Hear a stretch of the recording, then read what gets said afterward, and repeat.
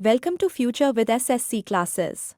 आज के इस वीडियो में हम एसएससी सीजीएल और सीएचएसएल की तैयारी करेंगे और इस चैनल पे एसएससी जीडी की भी क्लासेस चलती है, आप उसका प्लेलिस्ट देख सकते हैं।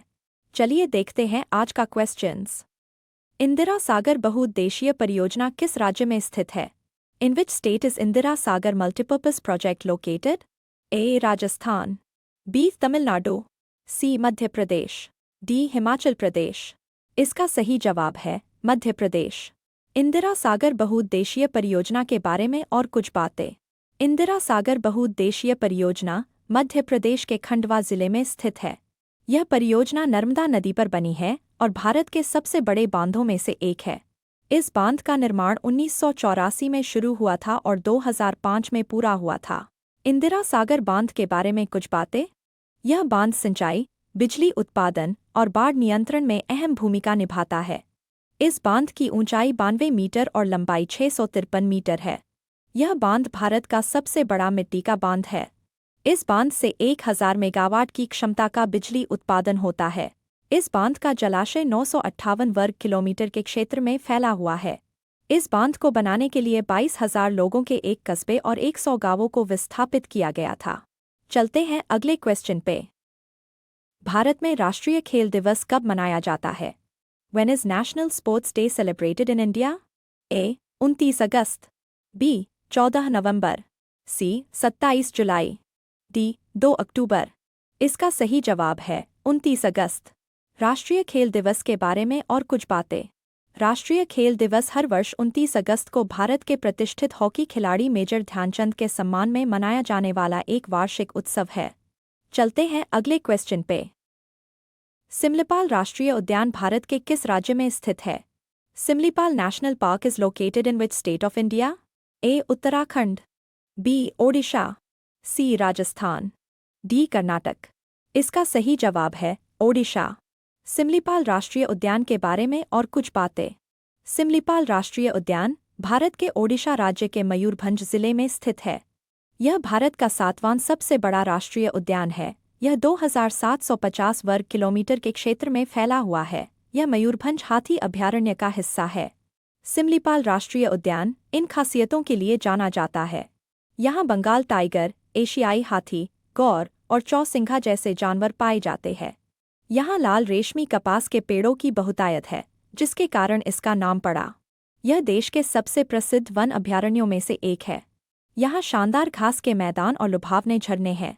यह संरक्षित क्षेत्र 2009 से यूनेस्को के विश्व बायोस्फीयर रिजर्व नेटवर्क का हिस्सा है। सिमलीपाल राष्ट्रीय उद्यान तक पहुंचने के लिए बारिपदा शहर से जाया जा सकता है। बारिपदा शहर अभयारण्य से लगभग 108 किलोमीटर दूर है। चलते हैं अगले क्वेश्चन पे।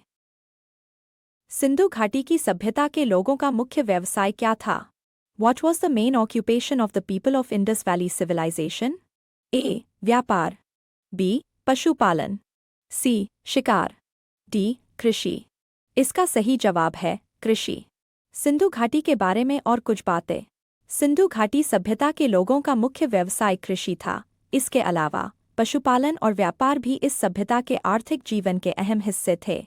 कृषि सिंधु घाटी के लोग गेहूं, जौ, चावल, खजूर, सरसों और कपास जैसी कई तरह की फसलें उगाते थे। वे कपास की खेती करने वाले पहले लोग थे। चलते हैं अगले क्वेश्चन पे। दादा कामरेड किसके द्वारा लिखी गई किताब है? Dada Comrade is a book written by whom? A. Yashpal, B. Shivanand, C. Arvind Ghosh, D. Morarji Desai. इसका सही जवाब है यशपाल। दादा कामरेड किताब के बारे में और कुछ बातें। दादा कामरेड किताब यशपाल ने लिखी है। यह यशपाल का पहला उपन्यास है। यह किताब साल 1941 में प्रकाशित हुई थी।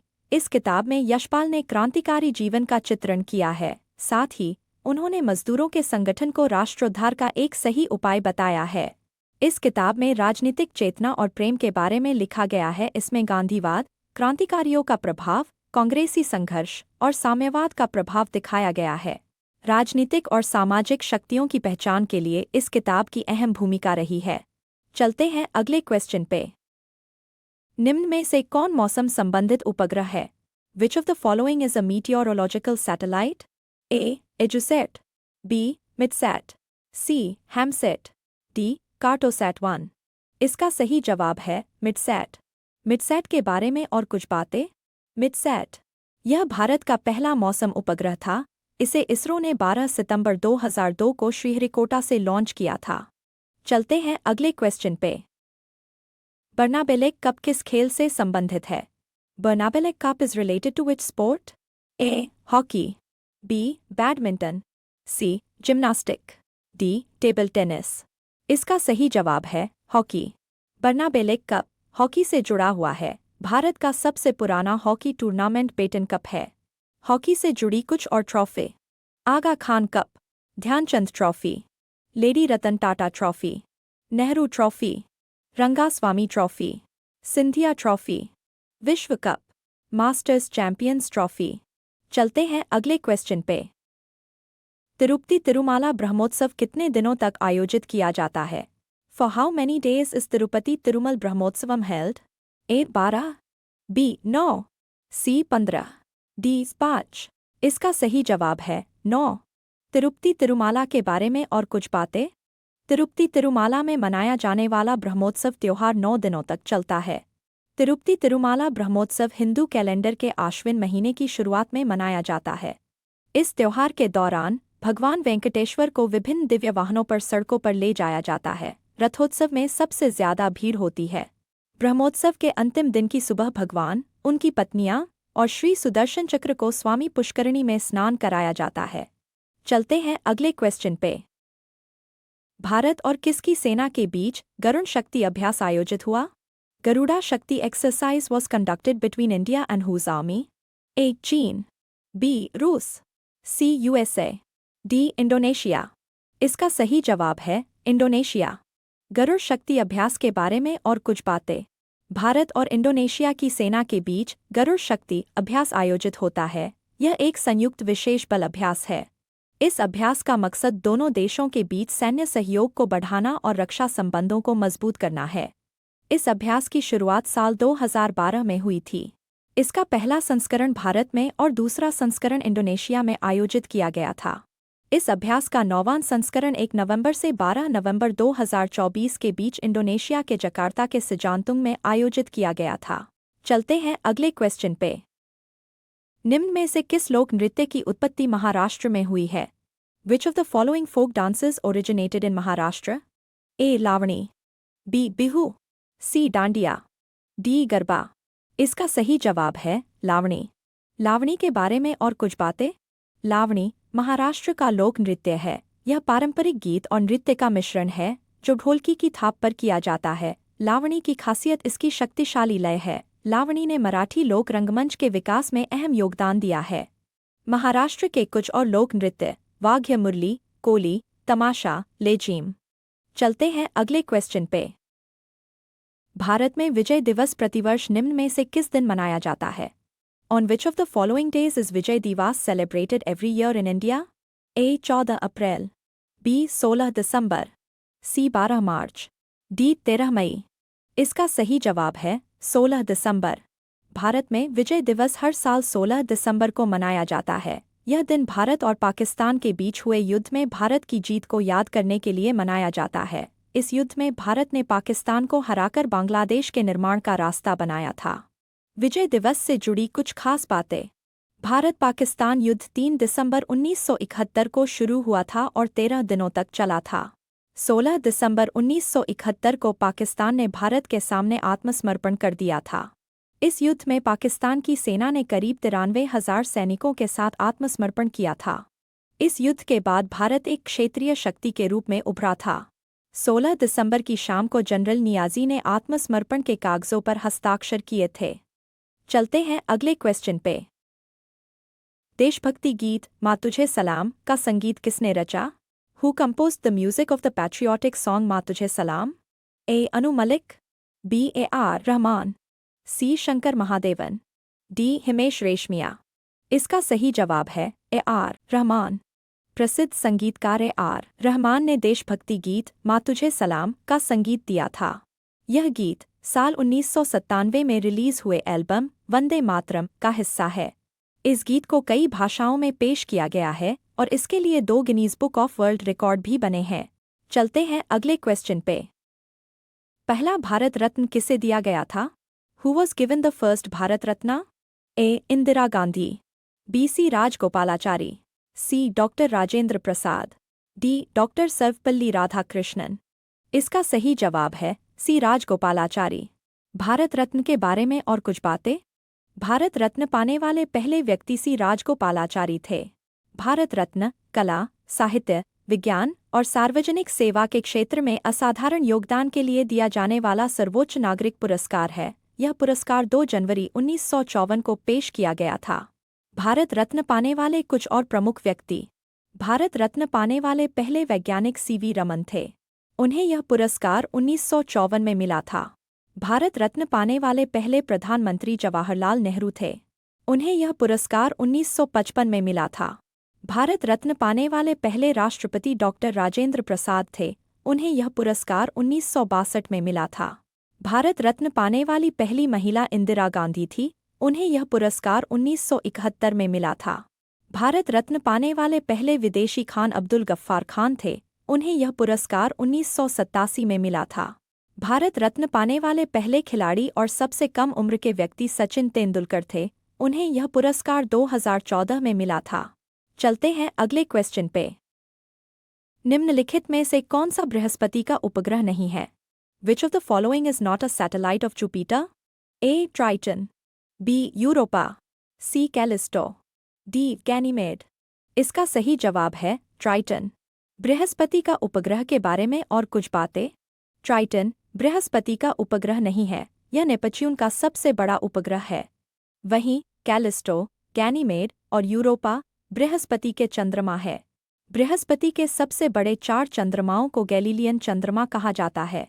इनके नाम है आयो, यूरोपा, गैनीमेड, कैलिस्टो। साल 1610 में गैलीलियो गैलीली ने इन चंद्रमाओं को देखा था। ये हमारे सौरमंडल में सूर्य और 8 ग्रहों के अलावा सबसे बड़ी वस्तुओं में से कुछ है। बुध और शुक्र सौरमंडल के एकमात्र ऐसे ग्रह हैं जिनके पास कोई उपग्रह नहीं है। ऐसा इसलिए है क्योंकि ये सूर्य के बहुत पास है और उनका द्रव्यमान भी कम है। चलते हैं अगले क्वेश्चन पे। बॉर्डर गावस्कर ट्रॉफी के बीच खेली जाती है।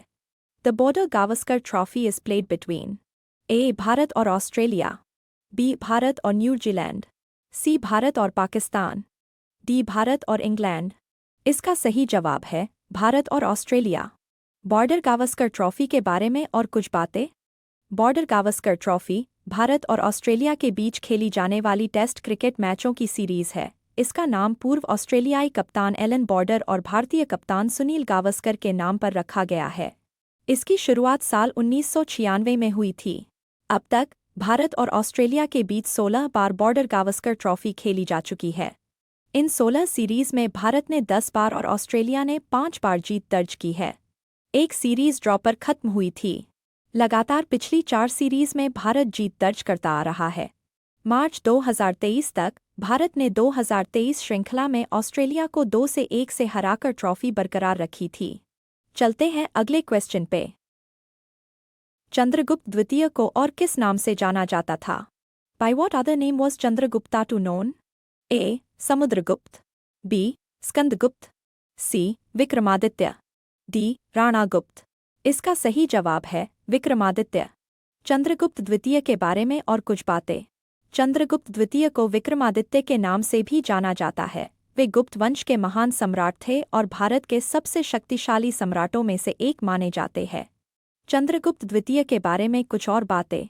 उनका शासनकाल 375 से 414 ईस्वी तक चला था। चंद्रगुप्त द्वितीय के शासनकाल में गुप्त साम्राज्य ने अपना शिखर प्राप्त किया था। इस समय को भारत का स्वर्णिम युग भी कहा जाता है। चंद्रगुप्त द्वितीय ने गुप्त संवत की शुरुआत की थी। उन्होंने अपनी दूसरी राजधानी उज्जैन बनाई थी। उन्होंने विद्या को संरक्षण दिया था। उनके दरबार में कालिदास, वराहमिहिर और धन्वंतरी जैसे नवरत्न रहते थे। उनके शासनकाल में ही चीनी बौद्ध यात्री फाहियान भारत आए थे। चलते हैं अगले क्वेश्चन पे। चंद्रगुप्त मौर्य ने सेल्यूकस को किस वर्ष में पराजित किया था? In which year did Chandragupta Maurya defeat Seleucus? A. 317 ईसा पूर्व, बी. 315 ईसा पूर्व, सी. 303 ईसा पूर्व, डी 300 ईसा पूर्व। इसका सही जवाब है 303 ईसा पूर्व। चंद्रगुप्त मौर्य ने सेल्यूकस निकेटर को 303 ईसा पूर्व में हराया था। सेल्यूकस निकेटर सिकंदर के सबसे योग्य सेनापतियों में से एक था। सिकंदर की मृत्यु के बाद सेल्यूकस भारत के विजित क्षेत्रों पर अपना कब्जा करना चाहता था। 305 ईसा पूर्व में सेल्यूकस ने सिंधु नदी पार करके मैसेडोनियन साम्राज्य के पूर्व भारतीय क्षत्रपों पर हमला किया। इस युद्ध में चंद्रगुप्त मौर्य ने सेल्यूकस को हराया और Aria, Herat, Arachosia, Kandahar, Gedrosia Paropamisadae, Kabul जैसे क्षेत्रों पर कब्जा किया। चलते हैं अगले क्वेश्चन पे। कालिदास सम्मान की आवृत्ति कितनी है? What is the frequency of Kalidas सम्मान? ए. हर साल दिया जाता। बी. 2 साल में एक बार। सी. 3 साल में एक बार। 5 साल में एक बार। इसका सही जवाब है हर साल दिया जाता है। कालिदास सम्मान के बारे में और कुछ बातें। कालिदास सम्मान हर साल दिया जाता है। यह मध्य प्रदेश सरकार द्वारा कला और संस्कृति के क्षेत्र में उत्कृष्ट योगदान देने वाले लोगों को दिया जाने वाला प्रतिष्ठित पुरस्कार है। इस सम्मान की शुरुआत 1980 में हुई थी। चलते हैं अगले क्वेश्चन पे। उत्तर प्रदेश में राजघाट बांध का निर्माण किस नदी पर किया गया है? On which river is the Rajghat dam constructed in Uttar Pradesh? A. Yamuna, B. Son, C. Ganga, D. Betwa. इसका सही जवाब है बेतवा नदी। राजघाट बांध के बारे में और कुछ बातें। उत्तर प्रदेश में राजघाट बांध बेतवा नदी पर बना है। यह बांध मध्य प्रदेश और उत्तर प्रदेश की सीमा पर बना है। यह बांध मध्य प्रदेश के चंदेरी से 14 किलोमीटर, उत्तर प्रदेश के ललितपुर से 22 किलोमीटर और उत्तर प्रदेश के देवगढ़ से 55 किलोमीटर दूर है। राजघाट बांध को रानी लक्ष्मीबाई बांध के नाम से भी जाना जाता है। इस बांध की योजना 1975 में बनाई गई थी और इसका निर्माण 1978 में शुरू हुआ था। इस बांध की आधारशिला स्वर्गीय श्रीमती इंदिरा गांधी ने साल 1971 में रखी थी। इस बांध से पानी वितरित करने वाली 3 नहरें हैं। इनमें से 2 नहरें उत्तर प्रदेश को और एक नहर मध्य प्रदेश को पानी देती है। बेतवा नदी यमुना की सहायक नदी है। यह नदी भोपाल के पास अपने स्रोत से निकलकर यूपी के हमीरपुर के पास यमुना नदी में मिलती है। इसकी लंबाई करीब 654 किलोमीटर है। चलते हैं अगले क्वेश्चन पे। निम्नलिखित में से कौन सा भारत का एकमात्र प्रमुख नदी बंदरगाह है? Which of the following is India's only major riverine port? A. Paradip, B. Kolkata, C. Deendayal, D. Marmagao. इसका सही जवाब है कोलकाता। कोलकाता बंदरगाह भारत का पहला प्रमुख और एकमात्र नदी बंदरगाह है। चलते हैं अगले क्वेश्चन पे। ऊंची कूद के खिलाड़ी को एक निश्चित ऊंचाई को पार करने के कितने मौके मिलते हैं? How many chances does a high jumper get to cross a certain height? A. 6 मौके, B. 2 मौके, C. 4 मौके, D. 3 मौके। इसका सही जवाब है 3। ऊंची कूद के बारे में और कुछ बातें। ऊंची कूद में किसी खिलाड़ी को एक निश्चित ऊंचाई को पार करने के लिए 3 मौके मिलते हैं। हालांकि खिलाड़ी किसी भी ऊंचाई को पार करने के बाद अगली ऊंचाई के लिए भी प्रयास कर सकता है। चलते हैं अगले क्वेश्चन पे। एलोरा के मंदिरों का निर्माण किन शासकों ने किया? Which rulers built the temples of Ellora? A. Shunga, B. Pallav, C. Chalukya, D. Rashtrakuta. इसका सही जवाब है राष्ट्रकूट वंश। एलोरा के मंदिरों के बारे में और कुछ बातें। एलोरा के मंदिरों का निर्माण राष्ट्रकूट वंश के शासकों ने करवाया था। एलोरा के मंदिरों का निर्माण राष्ट्रकूट वंश के शासनकाल 753 से 982 ईस्वी में हुआ था। एलोरा के प्रसिद्ध कैलाश मंदिर का निर्माण राष्ट्रकूट शासक कृष्ण प्रथम ने करवाया था। एलोरा के मंदिर हिंदू, बौद्ध और जैन धर्म से जुड़े हैं। एलोरा की गुफाओं में से गुफा संख्या 16 में शिव मंदिर है, जिसे कैलाश मंदिर के नाम से जाना जाता है। एलोरा के मंदिरों को बनाने में कई राजाओं का योगदान रहा होगा। एलोरा की गुफाओं का सबसे पहला जिक्र 10वीं शताब्दी में अरब भूगोलवेत्ता अलमसुदी ने किया था। एलोरा महाराष्ट्र के औरंगाबाद जिले में स्थित है। एलोरा को यूनेस्को की विश्व धरोहर स्थल घोषित किया गया है। आज के लिए इतना ही। मैं मिलूंगी न्यू वीडियो में न्यू क्वेश्चन के साथ। तब तक के लिए आप अपना तैयारी करते रहिए। Thanks for watching.